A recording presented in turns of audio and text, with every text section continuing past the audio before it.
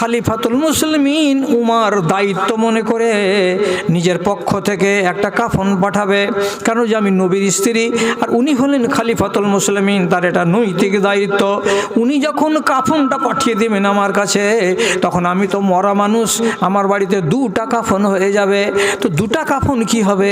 একটা কাফন আমি গায়ে দিয়ে কবরে চলে যাব, আর একটা কাফন আমার বাড়িতে বেশি থেকে যাবে। তার জন্য ওই কাফনটা যেন বাড়িতে ফালতু পড়ে না থেকে যায়, তার জন্য আমি অনুরোধ করে বলছি, আমার মরার পরে একটা কাফন যেন সাদগা করে দেওয়া হয়। একটা দানা বাড়িতে রাখতে চাইছেন না।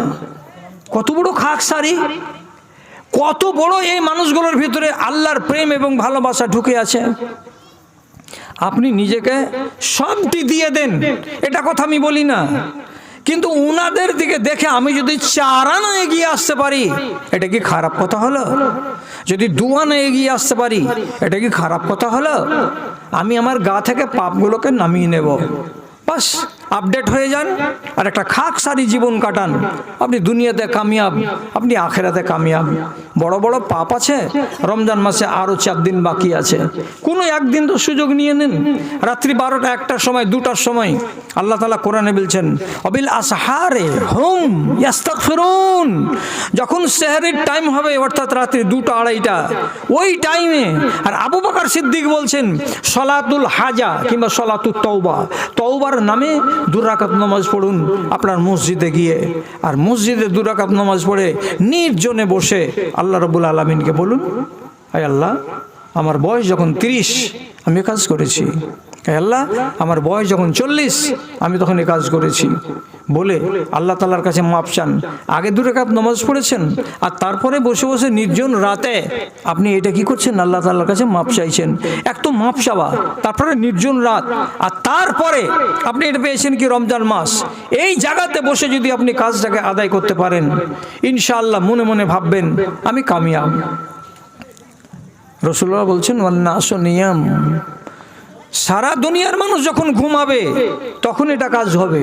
আপনি যদি বলেন এশারের নামাজের পরে শুরু করে দিব, এটা করিয়েন না, এতে গ্যারেন্টি নাই। রাসূল যেভাবে বলছেন সেভাবে করুন।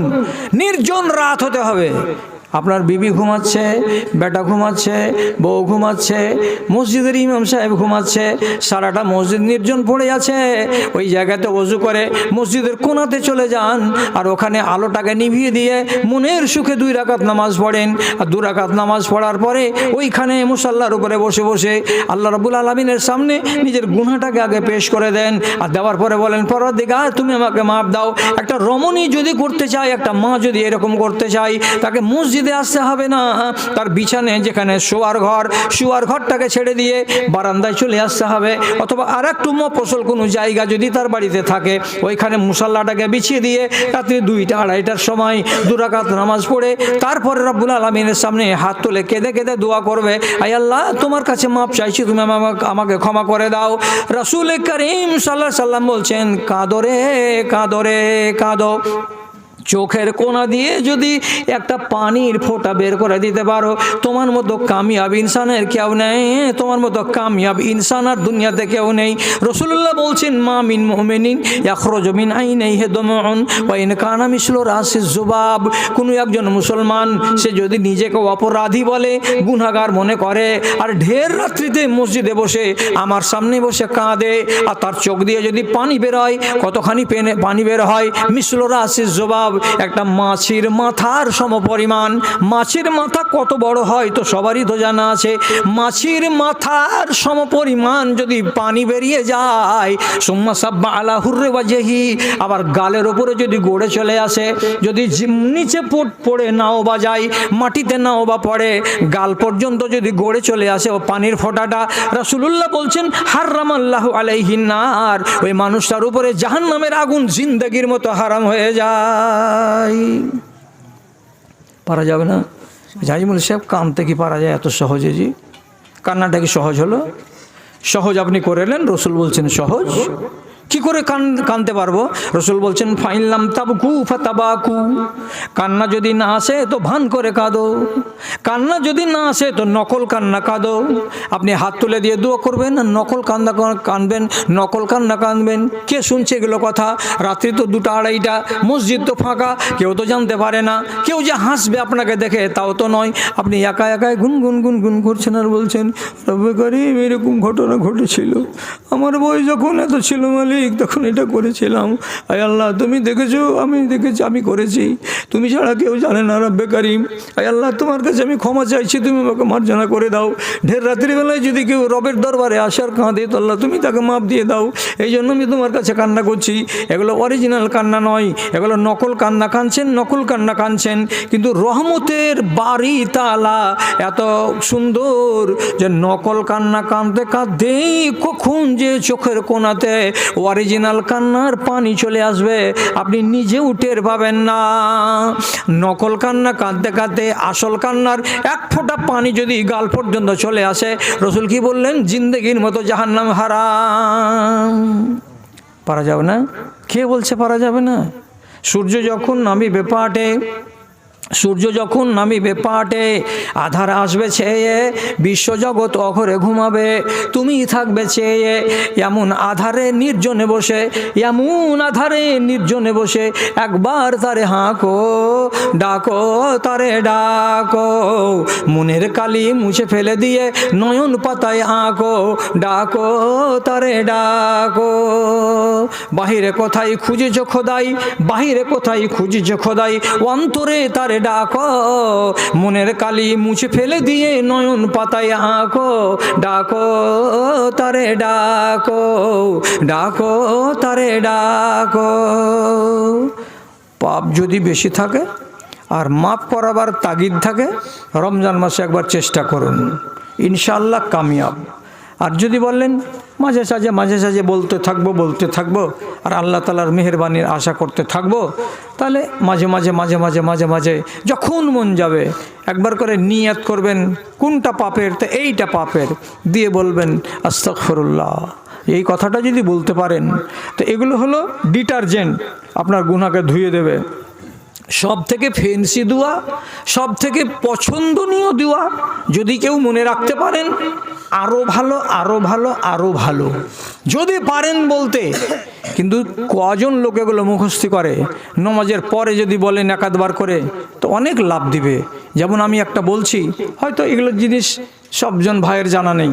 এমন আল্লাহুম্মা গফিরলি মা কাদ্দামতু ওয়া মা আখারতু ওয়া মা আসরারতু ওয়া মা আলানতু ওয়া মা আসরাফতু ওয়া মা আনতা আলামু বিহি মিন্নি আনতাল মুকাদ্দিমু ওয়া আনতাল মুআখিরু ওয়া আনতা আলা কুল্লি শাইইন কাদির। আল্লাহ তুমি আমাকে মাপ দাও। কোনগুলো মাপ দাও? যেগুলো তুমি জানো, যেগুলো আমি করেছি জেনে সেগুলো মাপ দাও, যেগুলো না জেনে করেছি সেগুলো মাপ দাও, যেগুলো প্রকাশ্যে চলে এসেছে সেগুলো মাপ দাও, যেগুলো গুনাহ এখনও প্রকাশ্যে আসেনি সেগুলো তুমি মাপ দাও, যেগুলো এখনও ঢাকা আছে সেগুলো মাপ দাও। তুমি হলে হাইয়ুল কাইয়ুম, তুমি হলে অনাদি অনন্ত, তোমার কাছে এই আরজিটা আমি জানাচ্ছি। এইরকম মিষ্টি দোয়া যদি মানুষ করে লাগাতার, মানুষের গায়ে পাপ থাকবে না। কথাটা হলো এই যে আল্লাহ রাব্বুল আলামিনের কাজ হলো বান্দাকে মাফ করা, আর বান্দার কাজ হলো যখন তখন পাপ করা। আপনি আপনার কাজ করছেন, আল্লাহ তাআলা নিজের কাজ করবেন। তো আপনি কি বসে বসে মনে করছেন যে আল্লাহ মাফ করে দিবে? বসে বসে মাফ হবে না, আপনাকে মুখ ফুটে বলতে হবে যে আল্লাহ তুমি আমাকে মাফ দাও। তাহলে রমজান মাস চলে যাচ্ছে, আমার ভাইজানেরা আপনারা একটু ট্রাই করবেন, একটু চেষ্টা করবেন যে হ্যাঁ আমরা ইনশাআল্লাহ কোনো একটা তদবির যেগুলো আমি আপনাদেরকে বলে দিলাম একটা না একটা করবেন, অবশ্যই করবেন। আল্লাহ তাআলা আপনার গাটাকে যেন পরিষ্কার করে দেয় এবং জমজমের পানির মতো পাক হয়ে যায়। আর আগামী 1 বছর আমি যতদিন বাঁচব আমি যেন আর পাপের দিকে নিজে পা না বাড়াই। শুনেন একটাই কথা, শুধু শুনবেন আর মানবেন না, এই চরিত্র জীবনে ভালো নয়।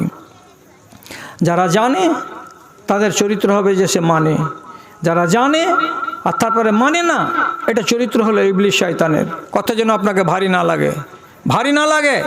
আপনি জানবেন তাহলে তাকে মানবেন, এই চরিত্র হলো ইনসান। আর যে জানে আর জানার পরে মানে না, এই চরিত্র হলো ইবলিস শয়তানের। আপনি বলছেন আয়াতুল কুরসি এত ফজিলতের দোয়া কে শিখিয়ে দিয়েছিল সাহাবীকে? রাতের বেলায় চোর ধরা পড়ে গেল, তো চোর বলছে ছেড়ে দাও, তো ছেড়ে তো দিব, কেন ছাড়বো তোকে, তুই চোর ধরা পড়েছিস তো রসুলের কাছে নিয়ে যাব। তখন চোর বলছে তোকে দামি জিনিস দিয়ে যাচ্ছে, একটা জীবনে কেউ দিবে না। যে কি দিবে দাও? তো ধরেছ ওকে আবু হুরায়রা জাকাতের মাল চুরি করছিল রমজান মাসে, ফেতরার মাল। আর ফেতরার মাল যখন ধরা পড়ে গেল তখন চোর বলছে যে আমি তোকে একটা দামি জিনিস শিখিয়ে দিচ্ছি, এইটা কি কি? আয়াতুল কুরসি। এটা যদি পড়িস তাহলে পরে তোর বাড়িকে জোগাবে আল্লাহর ফেরেশতা, তোর গাড়িকে জোগাবে আল্লাহর ফেরেশতা, তোর বাড়িতে জিন্নাত কোনোদিন প্রবেশ করতে পারবে না। এত ফজিলতের জিনিস শিখিয়ে দিল কে? ইবলিস শয়তান। আপনি বলেন ইবলিস শয়তান এটাকে মানে? ইবলিস শয়তান জানে কিন্তু মানে না, এই জন্য ঝাঁটা খাচ্ছে। আর ইনসানের চরিত্র কি? যখনই জানবে তখনই তাকে মানবে। যদি আপনি জানেন আর জানার পরে না মানেন তাহলে এই চরিত্র কার? তো ইবলিস শয়তানের। নিজেকে আউযুবিল্লাহ বলে পানা চাইবেন, আল্লাহ এই চরিত্র যেন আমার না আসে। আর 1.25 ঘন্টা কথা বলা আপনাদের সামনে আমার হয়ে গেল, 1.25 ঘন্টা থেকে বেশি। আর বেশি লম্বা করব না, আরাম করতে হবে আপনাদেরকে, আর কিছু কাজ আমাদের বাকি আছে। যাওয়ার আগে আপনাদেরকে একটা কথা বলে যাচ্ছি, সেটা হলো এই, আল্লাহর দিন ইসলাম হলো সহজ। আল্লাহর দিনের ভেতরে প্যাঁচ নেই, জটিলতা নেই। আল্লাহর দিন ইসলাম হচ্ছে সহজ। এবং যে কোনো কাজে আল্লাহ তাআলা যে ইবাদতগুলো দিয়েছেন অপশান আছে। অপশান মানে কি? বিদেশে চলে গেছেন, রোজা করতে পারেন না, করিয়েন না, পরে করে নেবেন, এটা হলো অপশান। আপনি বাড়িতে আছেন, আপনাকে অসুখ হয়ে গেছে, রোজা রাখতে পারছেন না, রাখিয়েন না, পরে করবেন, আল্লাহ সুযোগ দিয়েছেন এইভাবে। তো আর অন্যান্য যেমন ইবাদতের কথা আপনাকে বলি, আপনি যখন নমাজে দাঁড়াবেন এমনি করে হাতখানা যে বুকে বাঁধবেন, তো ঘাড় বরাবর উঠেন, ঠিক আছে, কানের এইটা বরাবর উঠাবেন, হাত ঠিক আছে, কান বরাবর উঠাবেন, ঠিক আছে, কোনটা করবেন? যেটা করবেন ওটাই ঠিক আছে। ইসলামী শরিয়াতে আছে অপশন, এটাও করবে, এটাও করবে, এটাও করতে পারবে, জায়েজ আছে। বুকে হাত বাঁধবেন যেভাবে, তো এই কবজিটাকে কবজির উপরে রাখবেন, এটাও ঠিক আছে। এবারে রেখে দিয়ে এমনি করে ধরে নেবেন, এটাও ঠিক আছে। আর যদি এখান থেকে সরে এসে এইভাবে নিজের হাতেলিটাকে এইভাবে আর এক হাতেলি দিয়ে ধরে নেবেন, যেটাও ঠিক আছে। তাহাজ্জুদের নামাজ পড়বেন, যদি রাত 10টার পরে পড়ে নেন, ঈশা নামাজের পরে পড়ে নেন, ঠিক আছে। রাত 12টাতে পড়বেন, ঠিক আছে। রাত 2টাতে পড়বেন, ঠিক আছে, কোনোটা অসুবিধা নেই। কেন এমন দিয়েছেন আল্লাহ তাআলা? অপশন। সহি হাদিসে লেখা আছে ফরজ গোসল কটার সময় করতে হবে। কেউ যদি জুনবি হয়ে যায় রাত 9টার সময়, এটা কথা নেই লেখা যে তুমি এক্ষুনি পা খাও, নাহলে চলবে না। তুমি যদি আধ ঘন্টার ভিতরে পা খাও তাও ঠিক আছে। এক পাড়ো নিন্দ বেড়ে নিয়ে 12টাতে পা খাও তাও ঠিক আছে। যদি 2টা 2:30টা রাত্রিতে তুমি পা খাও তবুও ঠিক আছে। তাহলে এগুলো কি? এগুলো হলো অপশন। সব জায়গাতে অপশন খুঁজে পাওয়া যাবে। তো একটা প্রসঙ্গ চলে এলো বলে বললাম, 4 দিন পরে আপনারা ফিতরা দিবেন। কি দিয়ে ফিতরা দিব? একদল লোক বলছে কি, চাউল যদি না দেয় তো ফিতরা ছিটিয়ে ফেলে দাও, চাউল এনে দাও তো ফিতরা হবে। আর একদল লোক বলেছে কি, যদি তুমি টাকা পয়সা দিয়ে দাও তো তোমার ফিতরা হয়ে যাবে। আরেক দল লোক তখন বলছে কি যে টাকা দিয়ে ফিতরা দেওয়া হারাম, হারাম। তো একবার হারাম কি 10-12 বার করছে হারাম, হারাম, হারাম। আর যেগুলো আলেম নয়, যেগুলোকে আমাদের দেশওয়ালি বাংলাতে কি বলে, ড্যাঁড়িকা পুঁঠি, যার পেট টিপতে গেলে হাওয়া বেরোবে নিচু দিক দিয়ে, উপর দিক দিয়ে বিদ্যা বেরোবে না, এইরকম ড্যাঁড়িকা পুঁঠিগুলো মিম্বারে উঠে যাচ্ছে, যে এমন তাফালিং মারছে দেখে মনে হচ্ছে যে ইয়ার মতন আলেমের বেটা আলেম পৃথিবীতে আর কেউ নেই। বুঝছেন কথাটা? তো অত গরম দেওয়া ভাষণ কাউরি শুনিয়েন না। যেটা কথা বলছি সেটার দিকে দেখেন। যেই জিনিসটাতে ফকির সন্তুষ্ট হবে সেটাই করেন। রসুলুল্লাহর যুগে মুদ্রা ছিল না, রসুল মুদ্রা দিয়ে ফিতরা আদায় করেননি। যদি মুদ্রা থাকতো তাহলে নিশ্চয়ই রসুলুল্লাহ মুদ্রা দিয়েও ফিতরা দিতেন। কেন বলছি কথাটা? রসুলুল্লাহকে কুলিয়া লাগিয়ে দিল একটা লোক, তো কুলিয়া লাগিয়ে দেওয়ার ব্যাপারে টাকা পাবে তো, তো খুদরা পয়সাই তো নেই, তো কি দিবে একে? রসুল বলছেন, এক করো তো, এই ছেলেটাকে 100 খেজুর দিয়ে দাও তো। তো কুলিয়া লাগানোর বদলা কত দিলেন? 100 খেজুর। টাকা নেই বলেই তো খেজুর। একটা লোক ছাগল কিনে নিয়েছে, তো ছাগলটার বাঁটে কাপড় দিয়ে চাপা আছে, বাঁটটা দুধ দুহবে না, বাচ্চাটাদের জন্য না খাই। আপনি দেখছেন, এবার থানটাকে কাপড় দিয়ে ঢাকা আছে, তো ধরেন 24 ঘন্টা থেকে থানকে ঢাকা আছে। আপনাকে বললো কতটা দুধ হয়, আপনার বললো যে 1 কিলো দুধ হয়। আপনি 1 কিলো দুধ বলে কিনে নিয়ে নিলেন, বা এটা ছাগলটাকে বাড়ি নিয়ে গিয়ে দুধ দুহিলেন। তো প্রথম দিনকারটি বাদ দিয়ে তারপরের দিন যদি দুহিছেন, তো 1 কিলো করে দুধ আর বেরিয়ে আসছে না, ½ কিলো বেরিয়ে আসছে। তখন আপনি কি করবেন? এই লোকটাকে যে বলবেন, ভাই তুমি আমাকে 1 কিলো বলে দিয়েছিলে এই ছাগলটা, 1 কিলো দুধ হয় না, অতএব আমি এই জিনিস তোমার নিব না, তুমি তোমার জিনিস নিয়ে নাও আর আমাকে আমার টাকা ঘুরিয়ে দাও। এই লোকটা টাকা ঘুরিয়ে দিতে বাধ্য আর সামানটাকে ঘুরিয়ে নিতে বাধ্য। এবার আপনি যে দুধখানি খেয়ে নিয়েছেন, তো কী করতে হবে? তো রাসূলুল্লাহ বলছেন, ওকে 100 খেজুর দিয়ে দাও। 1 কিলো দুধ হলো, তো আপনি যে খেয়ে নিয়েছেন কালকে দুধে নিয়ে, এই দুধের দাম রসুল কি বলছেন? 100 খেজুর দিয়ে দাও। তো রসুলুল্লাহর যুগে খেজুর দিয়ে আর জব দিয়েই মানুষের সংসার চলতো, যেহেতু টাকা পয়সা ছিল না।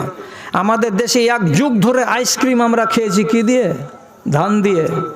কোটাতে মেপে নিয়েছে, চেরানা হবে, হ্যাঁ একটা আইসক্রিম পাবি, লিবি? হ্যাঁ লিব। তো ধান কিসের কাজ করছে? তো পয়সার কাজ করছে। এটা তো আমাদের দেখা। লাউয়াকে চাল দিয়ে মাথা কামাই করে নিয়েছি। কত দিলি? এতটি। ওই যে 1 পোয়া তো হবে কোন রকম করে, তো 1 পোয়াতে তোর 2.5 টাকা হবে না? ওই যে হ্যাঁ হবে। ওই যা, তাহলে 2.5 টাকা দামে চুল কাটা, তার জন্য 1 পোয়া চাল দিয়েছি, পয়সা নেই বলেই তো। রসুলুল্লাহর যুগে ডাইরেক্ট টাকা দিয়ে পয়সা দিয়ে ফেতরা ছিল না, কিন্তু যুগ যখন আস্তে আস্তে বদলিল, তারপরে মুদ্রা তৈরি হলো। যেমন রসুলুল্লাহর ইন্তেকালের পর 60-62 হিজরিতে এসে বা 92 হিজরির আশেপাশে এসে তখন মুদ্রা চালু হয়ে গেল। তো একজন তাবেঈ উমর ইবনে আব্দুল আজিজ রাহিমাহুল্লাহ, উনি 2.5 বছর শাসন চালালেন আর সারা ইসলামী রাষ্ট্রের যতগুলো গভর্নর ছিলেন সবাইকে চিঠি লিখে দিয়ে বললেন, তোমরা দিরহাম নিয়ে নাও লোকের কাছ থেকে তাদের ফিতরার বদলে। তো উনি একজন তাবেঈ মানুষ, মানুষের কাছ থেকে দিরহাম নিচ্ছেন ফিতরা দিয়ে। তো আমরা আজকে 1400 বছর পরকার লোক, এখন যদি এক আলেম আর এক আলেমের ভুল ধরে বলে, ধর ও আলেমটা কি জানে? তো কিছুই জানে না। রসুলের হাদিস থেকে কেউ বলতে পারবে যে দানা ছাড়া রসুল কিছু দিয়ে ফিতরা দিয়েছেন? এই একটাই যুক্তি, একটাই যুক্তি। আরে বাবা, তো এই যুক্তিটা কি উমর ইবনে আব্দুল আজিজের মাথাতে এলো না?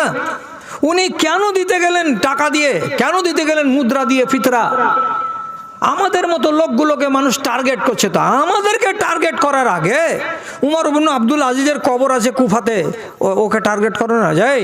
তুমি কিসের জন্য ফিতরা দিতে বলে গেছো দেশের মানুষকে যে তোমরা মুদ্রা দিয়ে ফিতরা দাও?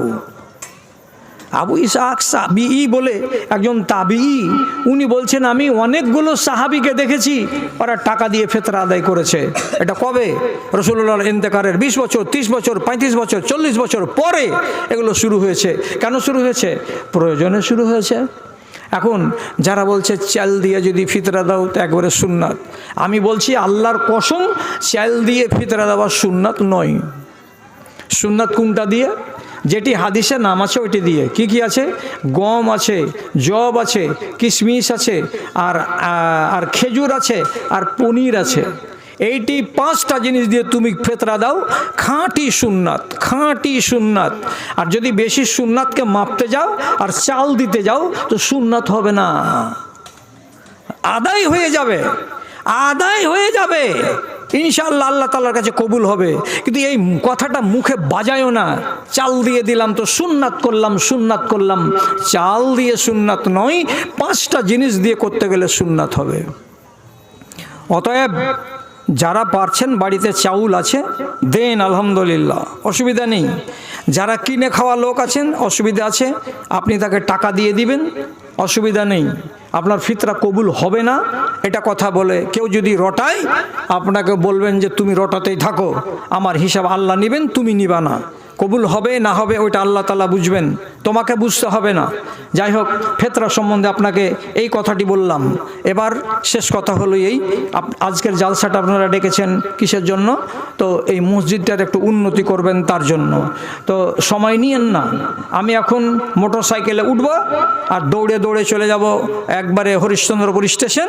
এর মাঝখানে আপনারা তাড়াতাড়ি করে, বিলকুল সময় নিয়েন না, কয় মিনিটের ভিতরে ভিতরে আপনারা কে কতটি পারছেন চটপট করে দিয়ে দেন। আমি আপনাদের হাত থেকে নিই আর একটু ছোটোখাটো করে দোয়া করি আর তারপরে এখান থেকে আমি চলি। কে আসবেন? প্রথম ব্যক্তি কে আসবেন? তোমার আদেশে দিন চলে যায়। ব্যাগটা কই আমার জি? আর একটা কথা বলবো, এটা তো হলো আমার মামা শ্বশুর আর নানা শ্বশুর গোষ্ঠীর লোক, আমাকে বকতে ফেরে এরা কেউ দেরি করবে না। এই ইসলামী বই পড়ার অভ্যাস আছে কি? যদি বলেন আছে, তো আমার ব্যাগে একটা বই লিখেছি, আমি 56খানা বই লিখেছি। একটা বই আছে আজকে ব্যাগে, জান্নাতে যাওয়ার উপায়।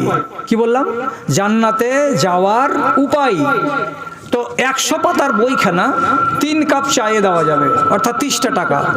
বাড়িতে মা বোন বেটা বেটি এরাকে পড়তে দিবেন, অনেক কাজ হবে। 30টা টাকার কোন দাম আছে? আরিফ এটা ধর, রে হ্যাঁ ধর ম্যাগ আওয়াজ করলো নাকি ওটা? হ্যাঁ ধরো, কারো যদি নেওয়ার মন থাকে, মা বেটিকে পড়াবেন, তো এখান থেকে নিয়ে নেন। আর দেন এখানে মসজিদের টাকাটা দেন জলদি। তোমার আদেশে দিন চলে যায় 3 4 5 6। আপনার এটা রেখা? আচ্ছা আলহামদুলিল্লাহ। মাস্টারের বোন রেখা 3000 টাকা। আল্লাহুম্মা সাল্লি আলাই, আল্লাহুম্মা বারিক আলাই, আল্লাহুম্মা ইযহাবিল ইলমি ওয়াল হিলমি। এটা কার? আচ্ছা, তাই এটা কামরুজ্জামান ভাইয়ের 2000 টাকা। আলহামদুলিল্লাহ। এটা বাবার জন্য। আচ্ছা, ভাবির টাকাটা দেন তাড়াতাড়ি। হ্যাঁ আলহামদুলিল্লাহ। এটা কার নামে? মার নামে। আলহামদুলিল্লাহ, মাশাআল্লাহ, জাযাকাল্লাহ। আল্লাহুম্মা সাল্লি আলাইহা, আল্লাহুম্মা বারিক আলাইহা। উনসাহাক। আরে ভাবির টাকাটা কি কইবে ও? এখনই যদি শুনতে পাই যে আমার নামে টাকা দেন। আলহামদুলিল্লাহ, মাশাআল্লাহ, জাযাকাল্লাহ। ভাবির নামে 1000 টাকা। আল্লাহুম্মা সাল্লি আলাইহা, আল্লাহুম্মা বারিক আলাইহা। রব্বে কারীম মেজর ডালিম, মাশাআল্লাহ, আলহামদুলিল্লাহ, জাযাকাল্লাহ। আল্লাহুম্মা ইযহুবিল ইলমি ওয়াল হিলমি ওয়া যায়্যিনহু বিল ঈমানি ওয়াত তাকওয়া। রব্বে কারীম ভাইয়ের দানকে তুমি কবুল করে নাও। একসাথে 5000 টাকা দিবেন বলে কথা দিলেন। আল্লাহুম্মা সাল্লি আলাইহি, আল্লাহুম্মা বারিক আলাইহি। আচ্ছা, খালাগুলো সব যে চলে গেল, তোমাকে লক্ষ্মীর ভান্ডারের টাকা বাড়িয়ে দিয়েছে মমতা। একটা সিমেন্টের বস্তা এখানে দিয়ে যাও তাড়াতাড়ি করে, দেরি করিও না খালা। আরে যখন মরবা তখন তোমার গা থেকে প্রথম গয়নাই খুলবে, অন্য কিছু খুলবে না। গা থেকে গয়না খোলার আগে তোমার উচিত হলো যে এইখানে আল্লাহর নামে কিছু দিয়ে দেওয়া। তোমার আদেশে দিন চলে যায়। আর একজন ভাই আমার দিদির নামে 1000 আপনার কাছে নেব। আচ্ছা, তোমার আদেশে দিন চলে যায়, আধার নেমে আসে রাতে, কত যে শক্তি লুকায়ে রেখেছো তোমার নিপুণ 2 হাতে, তোমার নিপুণ 2 হাতে। আরেকজন ভাই আমার 100 টাকা দান কবুল করো তুমি, পাক সুবহান মিটামুন আরমান। কেউ যদি তার থেকে থাকে কবরেতে, তোরা নিবে তুমি নিজের রহমতে। আরেকজন ভাই দিলেন 200 টাকা। আল্লাহুম্মা সাল্লি আলা, আল্লাহুম্মা বারিক আলাই। আরেকজন আমার ভাই জানে এখানে 500 টাকা দান কবুল করো তুমি, পাক সুবহান মিটামুন আরমান। আমিন আমিন। আচ্ছা, আরেকজন মুন্টু দা 2 বস্তা সিমেন্ট, মুন্টু দা 2 বস্তা সিমেন্ট দান করেছেন। আল্লাহুম্মা সাল্লি আলাই, আল্লাহুম্মা বারিক আলাই। আরেকজন ভাই আমার 20 টাকা। আমিন আমিন। ভালো আছে? কতটি? 10 বস্তা সিমেন্ট। 10 বস্তা সিমেন্ট। আচ্ছা আলহামদুলিল্লাহ। আরে কি শফিক? হ্যাঁ শফিক নাম না? ভুলে যাচ্ছি যে ভাই, বুড়ি হয়ে গেল এখন। আচ্ছা, এই শফিক মৌলভী সাহেব ও বলছে 10 বস্তা সিমেন্ট মাদ্রাসাকে আমি দান করছি। মাশাআল্লাহ, আলহামদুলিল্লাহ, জাযাকাল্লাহ। এরকম মানুষগুলো যদি আর 4-5টা গায়ে পাওয়া যায়, তাহলে তার বেশি কিছু ঝামেলা করতে হবে না আমাদেরকে। ইনশাআল্লাহ খুব অল্প দিনে